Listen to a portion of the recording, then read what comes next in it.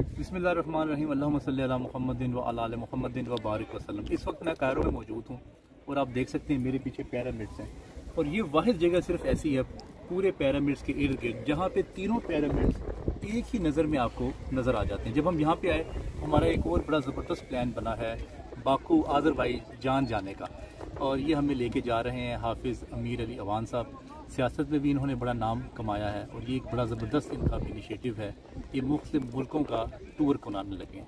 इसमें मैं हूँगा, मेरे साथ फ़ारूक शहबाज वड़ाई साहब होंगे और हम डिस्कवर करेंगे बाकू को, आज़रबाईजान को। ख़ास तौर पे मुझे वो बड़ा शौक़ है वहाँ वो देखने का, वो पहाड़ जहाँ पे कई सदियों से आग लगी हुई है और बड़ी कोशिशें की लोगों ने वो आग बुझाने की, लेकिन वो आग नहीं बुझी।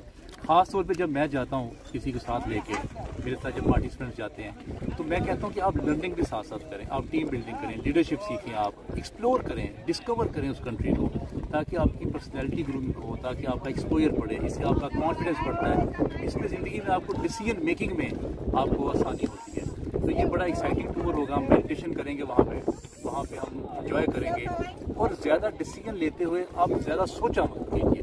ज़िंदगी में जब भी आपका जो भी दिल करने को आए आप फ़ौरन डिसीजन करें और रब्ता कर लें इस मेरे साथ जाने के लिए।